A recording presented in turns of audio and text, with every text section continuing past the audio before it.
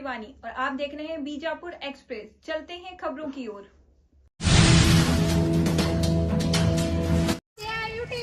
जिंदाबाद जिंदाबाद जिंदाबाद कनिष्ठ ವೇತನ 36,000 ಕೊಡಲೇಬೇಕು ಕೊಡಲೇಬೇಕು ಕೊಡಲೇಬೇಕು ಕೊಡಲೇಬೇಕು ಕನಿಷ್ಠ 36,000 ವೇತನ ಕೊಡಲೇಬೇಕು ಕೊಡಲೇಬೇಕು ಕೊಡಲೇಬೇಕು ಕೊಡಲೇಬೇಕು ಪರಿಶೀಲನೆ ಮಾಡಿದ ಸರ್ಕಾರಕ್ಕೆ ಧಿಕ್ಕಾರ ಧಿಕ್ಕಾರ ಧಿಕ್ಕಾರ 8 ವರ್ಷದ ವೇತನ ಪರಿಶೀಲನೆ ಮಾಡಿದ ಸರ್ಕಾರಕ್ಕೆ ಧಿಕ್ಕಾರ ಧಿಕ್ಕಾರ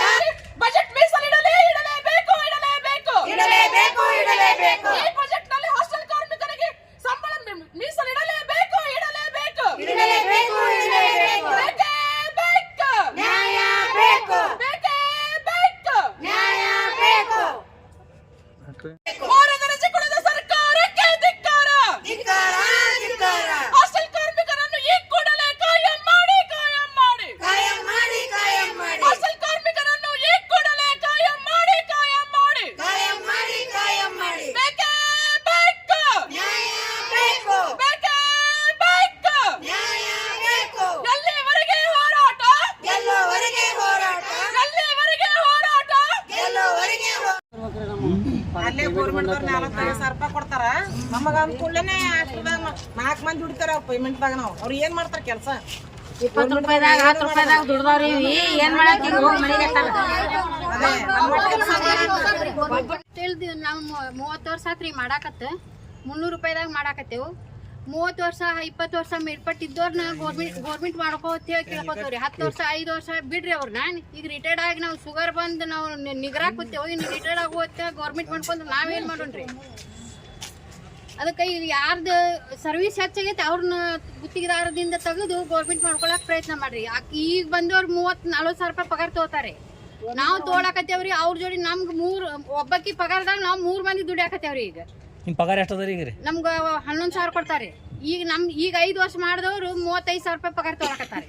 ನಾವು 23 ಕೆಲಸಕ್ಕೆ ಹೋಗಿ ಎಷ್ಟು ವರ್ಷ ಆಯ್ತು ರೀ 23 ವರ್ಷ ಆತ್ರಿ ಹೋಗಾಕತ್ತಿ 27 ವರ್ಷ ಮಾಡಿದವ್ರು ನಾವು ಹೋಗಾಕತ್ತಿ 23 ವರ್ಷ ಆತ್ರಿ 300 ರೂಪಾಯಿದಾಗ ನಾವು ದುಡಿಯಾಕತ್ತೇವ್ರಿ ಈಗ ಅವರಿಗೆ ನಮ್ಗ ಇದು ಮಾಡಿದ್ರೆ ಹೆಂಗಾಕತ್ರಿ ಈಗ ಸರ್ವಿಸ್ ಆದವ್ರನ್ನ ತುಂಬ್ಕೊಂಡ್ರಿ ರಿಟೈರ್ಡ್ ಆಗೋ ಟೈಮ್ ಕರೆ ಇಷ್ಟು ಆತ ನಮ್ಮ ಸಂಬಳ ನಮ್ಮ ಗೌರ್ಮೆಂಟ್ ಆತ ಅನ್ನೋದವ್ರೆ ನಾವು ಮಾಡ್ಕೊಂಡು ಹೋಗ್ತೇವ್ರಿ ಈಗ ಹಿಂದಿದ್ದವ್ರನ್ನ 5 ವರ್ಷ ಇದ್ದವ್ರನ್ನ 10 ವರ್ಷ ಇದ್ದವ್ರನ್ನ ಇಷ್ಟ್ರು ಪರ್ಮಿಟ್ ಮಾಡ್ಕೋತಂದ್ರೆ ಅಲ್ರಿ ಅದು ಮುಂದಿದ್ದವ್ರದಾರ ಮಾಡ್ಕೊಂಡು ಹೋದ್ರೆ ನಡಿತೈತ್ರಿ ನಮ್ಗತ್ತೆ ಅವ್ರದ್ದು ಸರ್ವಿಸ್ ಆತಂದ್ರೆ ತುಂಬ್ಕೊಳ್ಳಲ್ರಿ ಬ್ಯಾಡ ನಂಗಿಲ್ಲ ರೇಣುಕಾ ರಮೇಶ್ ಎಂಬುದೇರಿ ಕೋಲಾರ 30-40 ವರ್ಷದಿಂದ ದುಡಿದವರು ಇಲ್ಲದಾರ 20 ವರ್ಷದಿಂದ ದುಡಿದವರು ಇದಾರೆ ಸರ್ಕಾರಕ್ಕೆ ಇಲ್ಲಿರೋರ್ನೇ ಪರ್ಮನೆಂಟ್ ಮಾಡ್ಕೋರಿ ಇಲ್ಲ ಅಂದ್ರೆ ಬೀದರ ಮಾದರಿ ಅಂತೆ ಸೊಸೈಟಿ ಮಾಡ್ಕೊಂಡು ಅವರಿಗೆ ತಕ್ಕದಂತ ಪೇಮೆಂಟ್ ಕೊಡ್ರಿ ಯಾಕಂದ್ರೆ ಈಗ ಅವ್ರು ದುಡಿತಕ್ಕಂಥದ್ದು ಇಲ್ಲಿ ಬೆಲೆ ಏರಿಕೆಗೂ ಏನೂ ಸಂಬಂಧ ಇಲ್ಲ ಯಾಕಂದ್ರೆ ಅವ್ರು ಬಹಳ ಕಷ್ಟಪಟ್ಟು ದುಡಿದ್ರು ಅವ್ರಿಗೆ ಅವ್ರು ದುಡಿದಂತದಕ್ಕೆ ಫಲ ಸಿಗ್ತಾ ಇಲ್ಲ ಒಂದು ಇನ್ನೊಂದ್ ಕಡೆ ನೋಡಿದ್ರೆ ಬೆಲೆ ಏರಿಕೆ ಗಗನಕ್ಕೆ ಏರೈತಿ ಸೊ ಹಂಗಾಗಿ ಇವ್ರ ಜೀವನ ಬಹಳ ತತ್ತರಿಸಿ ಹೋಗೈತಿ ಅದಕ್ಕೆ ನೋಡಿ ನೀವು ಈ ಬಜೆಟ್ ನಲ್ಲೇ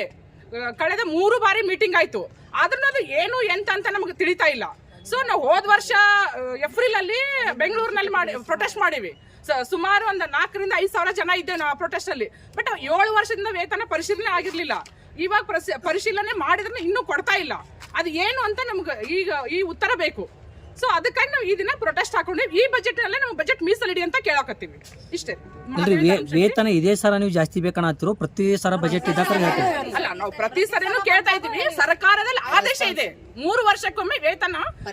ಪರಿಷ್ಕರಣೆ ಆಗ್ಬೇಕಂತ ಆದೇಶ ಇದೆ ಆದೇಶ ಉಲ್ಲಂಘಿಸಿ ಈಗ 8 ವರ್ಷ ಅಂದ್ರೆ ಕಳೆದ ವರ್ಷಕ್ಕೆ 7 ವರ್ಷ ಆಗಿತ್ತು ಈಗ 1 ವರ್ಷ ಆಯ್ತು ಮತ್ತೆ ನಾವು ಪ್ರೊಟೆಸ್ಟ್ ಮಾಡಿ ಈಗ 8 ವರ್ಷ ಆದ್ರೂ ಇನ್ನೂ ವೇತನ ಪರಿಶೀಲನೆ ಆಗಿಲ್ಲ ಒಂದು ಕಡೆ ಆದ್ರೂ ಈಗಿರೋ ಬಂಡವಾಳಶಾಹಿ ವ್ಯವಸ್ಥೆಯಲ್ಲಿ ಅದು ಅವರು ಇದು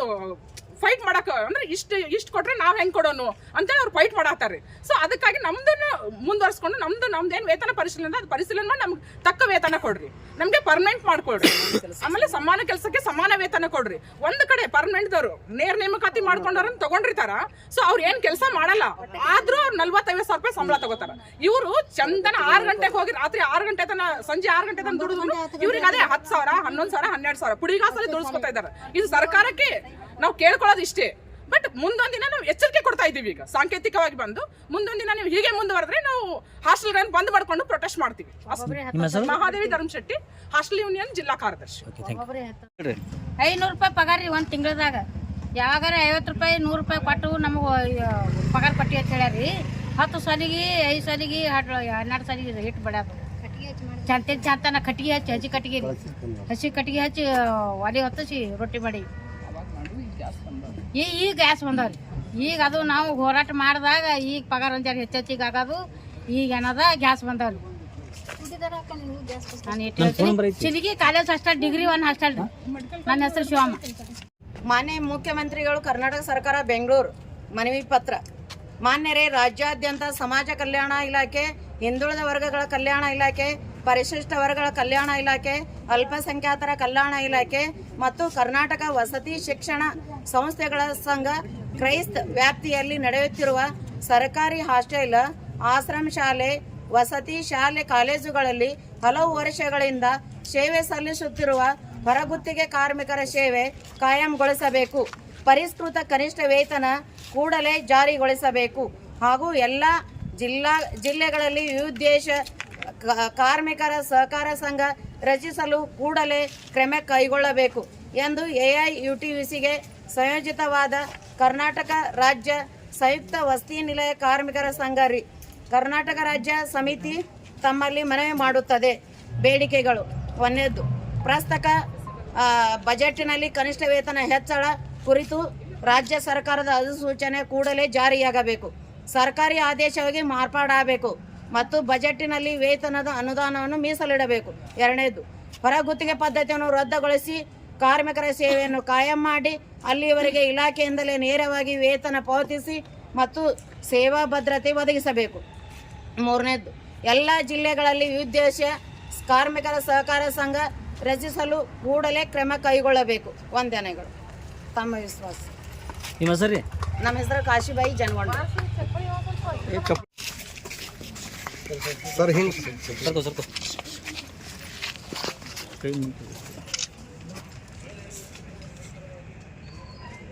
ಓಕೆ ಸರ್. Okay sir.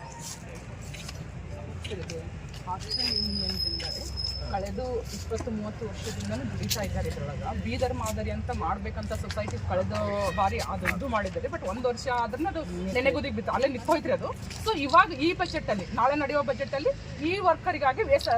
ಮೀಸಲಿಡಿ, ವೇತನ ಮೀಸಲಿಡಿ ಅಂತೇಳಿ ನಮ್ದೊಂದು ಇವತ್ತಿನ ದಿನ ಇಡೀ ರಾಜ್ಯಾದ್ಯಂತ ಪ್ರೊಟೆಸ್ಟ್ ಮಾಡತ್ತೀವಿ. ಸೊ ಮುಖ್ಯಮಂತ್ರಿಗಳು ಥ್ಯಾಂಕ್ ಯು.